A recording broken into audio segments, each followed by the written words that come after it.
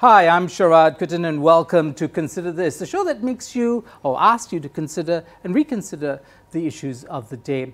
Now, Melissa Idris is taking a break, a well-deserved break today, and I have the singular pleasure of speaking to my guest tonight, Professor Meredith Wise. She is Professor of Political Science at the State University of New York at Albany in the United States of America. A long-time Malaysian observer and written many books about Malaysia, including on the student movement. Thank you so much, Meredith, for being back. We've actually had many conversations on my other show, Let's Talk, where we talked about the reform agenda. We looked at many kind of aspects of that. So it's great to have you back here.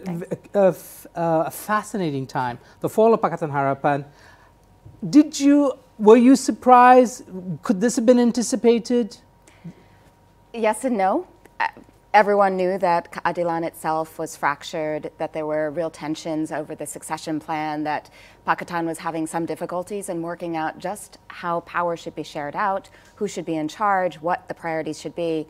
At the same time, the specific kind of crazy pattern by which this developed, I would not have predicted, and I would be surprised if anyone had quite predicted. It's a really unusual process. So we're talking about the actual breakaway faction for PKR, the decision by Bersatu then to leave the Pakatan Harapan government, Mahathir's own decision, the maneuvering, and the flip-flopping. Okay. All of that. All of that. Okay. And I think Malaysians had a front row seat on that. It's a very creative Malaysia Boleh. I mean, this was really a novel way to form a government. Let's hope it's now stable, but that was an unusual process. Okay, so you put the finger on the nub, on the problem, right? The question of stability.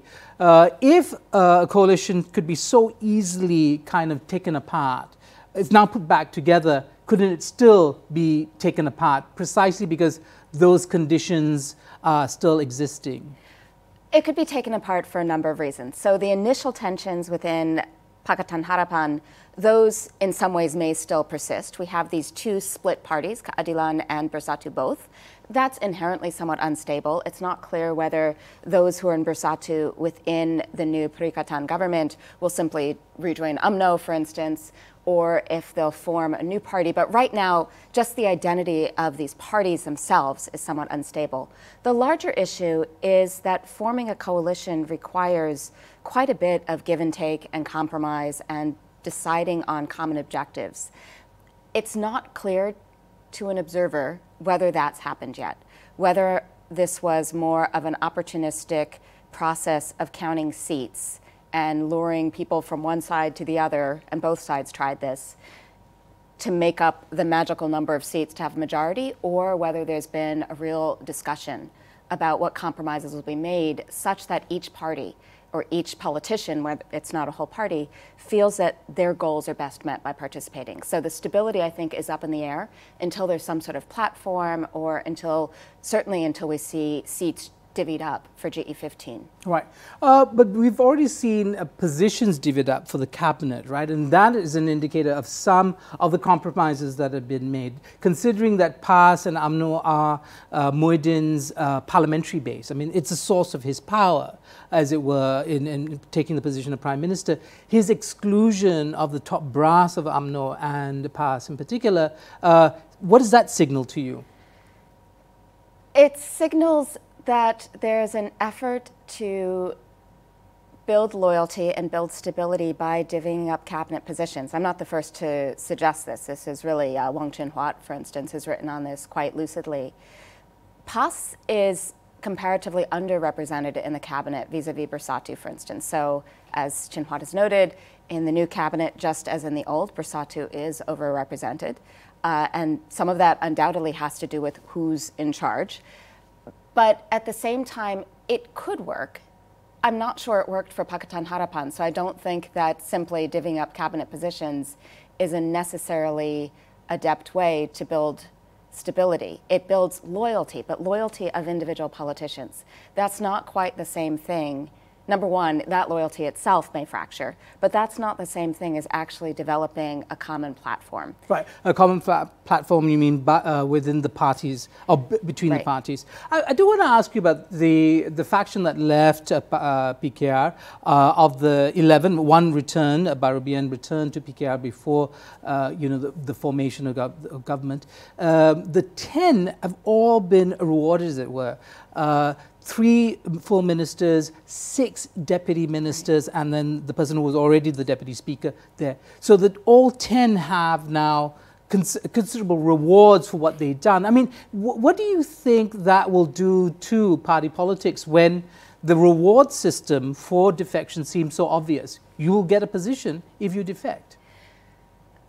It's not the best way, quite frankly, to form a stable government. It's a probably solid stopgap measure as a way to avoid falling to a vote of confidence, right? Because you ensure that those members of parliament have common interests with those of the head of the government, right? That they're all part of the same big G government of the cabinet.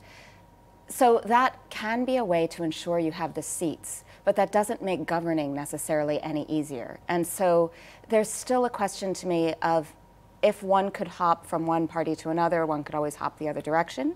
So there's the larger question of the Kuttan phenomenon itself. But it's also then the difficulties that one raises by developing what is a quite large cabinet in which different parties all feel that they're the kingmaker who managed to bring Muhyiddin to his majority, and therefore that their demands should be most rewarded. Right, and then Sharaad, of course, and GPS are playing a very crucial role in this. But we have about a minute and a half before we take a break. Azmin Ali, who's explained this large campaign by saying the problems are huge, and the problems are huge. Saifuddin Abdullah, former foreign minister under Pakistan, now Minister of Communications, saying that they have no manifesto. Mm-hmm. Now, stability, but stability for what, I think, is the question that needs to be asked. Stability to survive a vote of confidence is what we have right now. I'm not of the school that thinks that a larger committee is the answer to solve larger problems. So I do definitely think that it's a healthy trend to decentralize decision-making to some extent.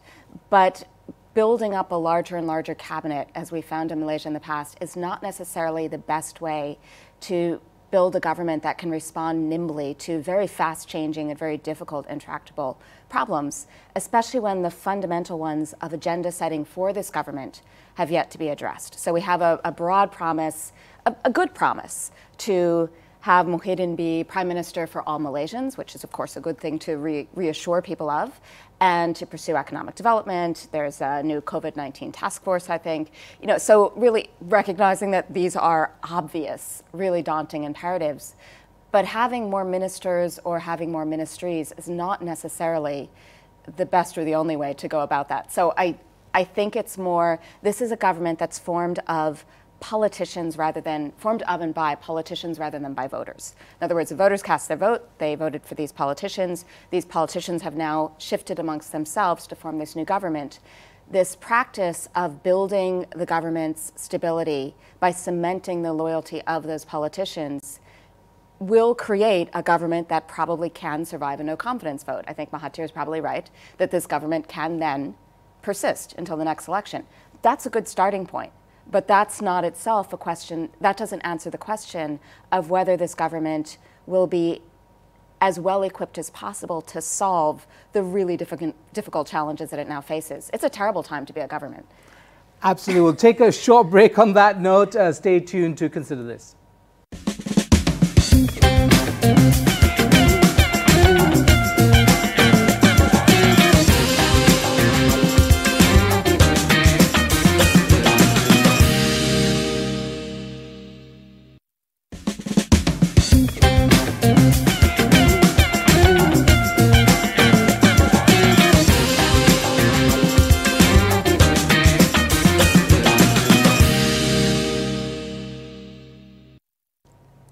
Welcome back to Consider This. I'm Sharaad Kuttan. With me, Meredith Wise, Professor of Political Science at the State University of New York at Albany in the United States. She's a long-time Malaysia observer and also has written numerous books on Malaysia, from student movement to civil society activism. She also was, over the last 22 months, during the time of the Pakatan Harapan government, doing research on the reform agenda, and particularly the anti-corruption agenda. And that's what we want to turn to now, Meredith. I mean, a segment of Malaysians are very happy for this change of government, and a segment of Malaysians unhappy because they felt they voted for a reform agenda, a new Malaysia.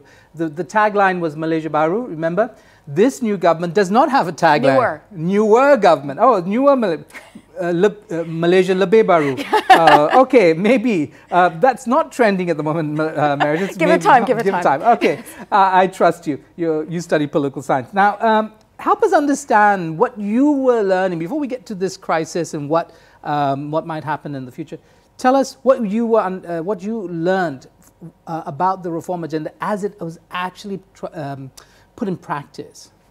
The reform agenda had multiple different parts, and there were different advocates or leaders for each of those parts. So anti-corruption, I think it was really the Prime Minister himself at the time, Mahathir himself, who was really taking the lead on pressing forward with an anti-corruption agenda. So remaking the institutional framework for dealing with corruption, not just the MACC, but also the GIACC, an anti-corruption plan, trying to decentralize through different agencies and so forth, efforts to curb bribery, to curb all sorts of petty corruption and so forth. That's an important agenda, and even if the institutional framework changes now, which is possible, there's no reason that the newer government can't proceed with that. Part, but not all of that. The highest profile part of that anti-corruption drive was, of course, the cases against various UMNO leaders. It seems as though the new government is committed to pressing ahead with those trials that are now in progress.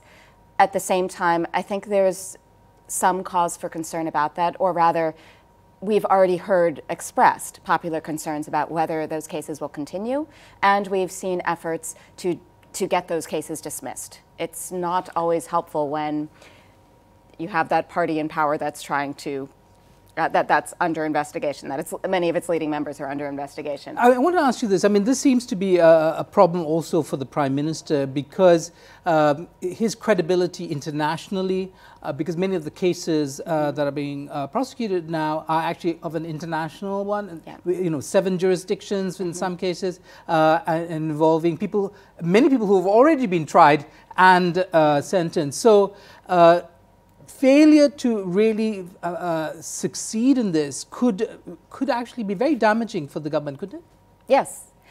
We've already seen this delay in returning assets from the U.S. I don't know the full details of that, but my understanding was that they were waiting for things to stabilize. That's not a good sign.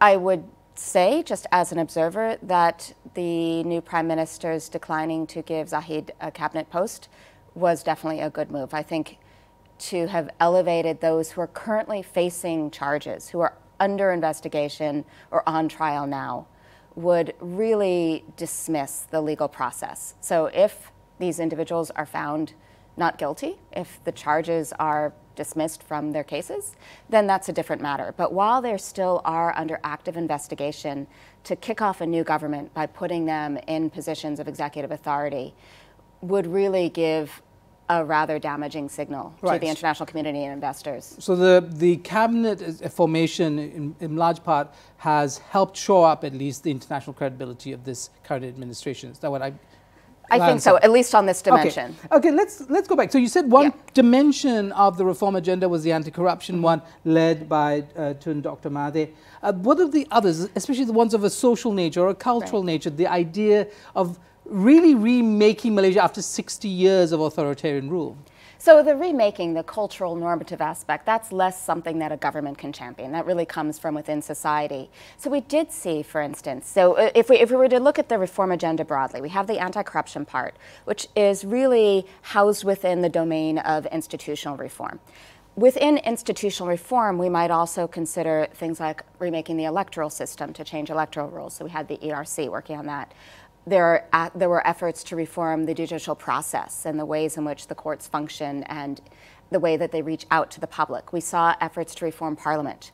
Those, I think, are quite important in terms of expanding access to policymaking, giving Malaysia a more meaningful opposition voice in Parliament, which benefits whichever side is in opposition. All of those things are also part of institutional reforms. We then also have this broader domain of legal reform, which has tremendous impact for civil society. So those issues are ones of expanding civil liberties, of reforming the laws around the press, around media, for instance, around popular protest, around students, whether they can or cannot engage and how. We've already seen the Sedition Act come back. It never went away. Right, but come back to being used almost immediately, which doesn't necessarily send a particularly encouraging signal to civil society. But that links with the broader normative shift you mentioned, which is a culture of consultation and participation, of democratization or political liberalization as meaning more than just elections and voting. Okay, you keep your crystal ball back home. We'll be right back. Stay tuned to Consider This.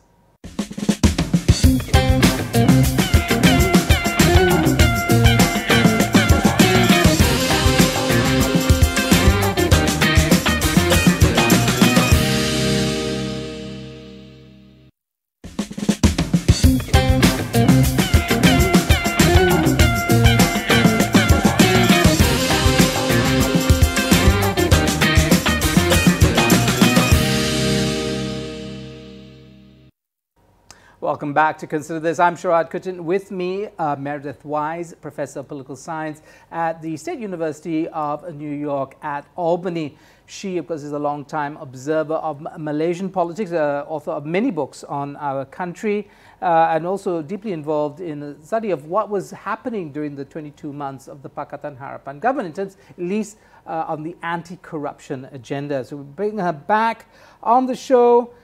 Many people feel that what's happened over the last 2 weeks is a betrayal. They feel that this government is illegitimate, or they feel that this is undemocratic.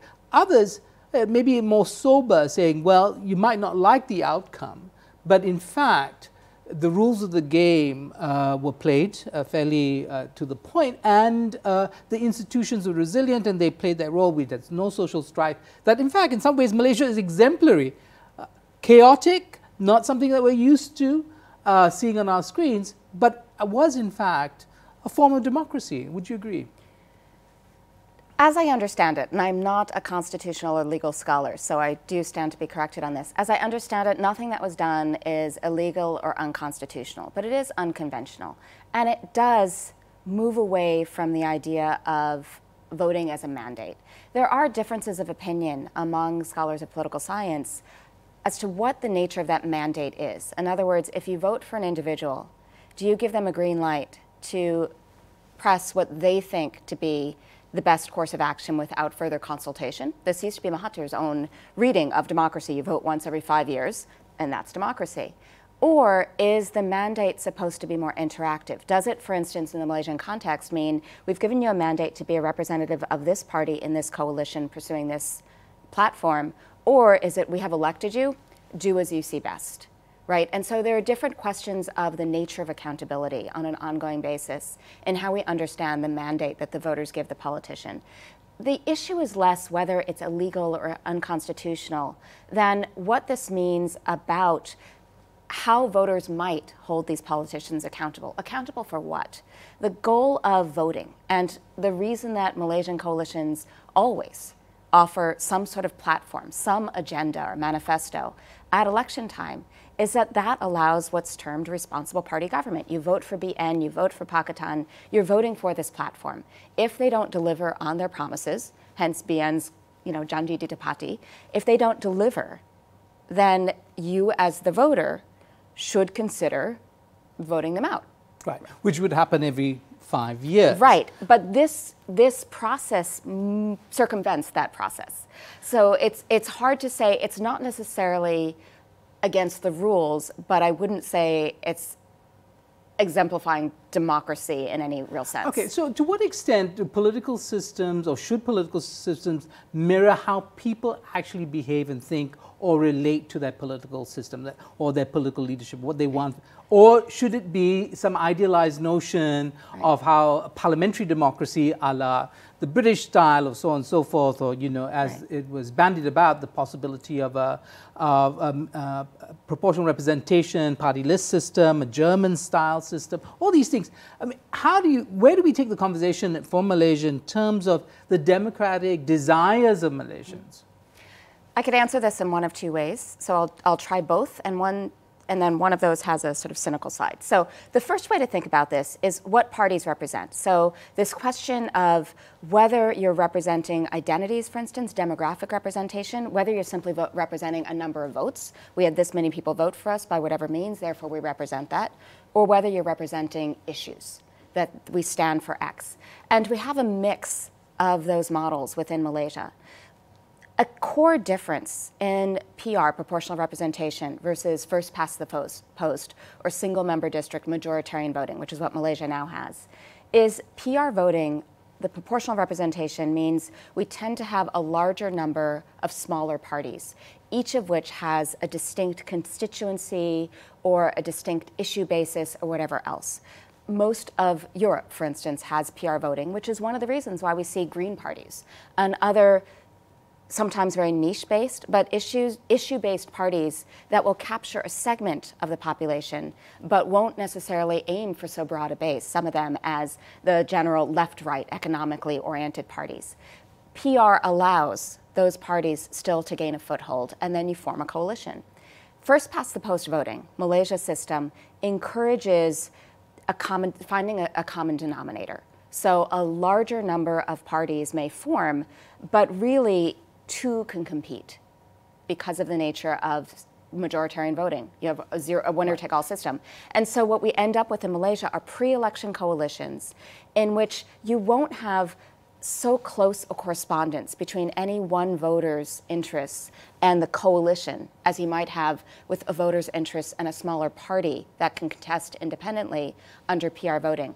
And there are pros and cons to both. Right. And so at the end of the day, as Malaysians sort of desire to be more mature in their politics and have that, as it were, you know, in institutional arrangements and so on and so forth, what do you think we need to be cognizant of? I mean, there's a lot of, I think, despondence, perhaps based on an idealized notion of what democracy is. The realities out there, you know, in comparative political science, you would see different political systems delivering different things to different populations.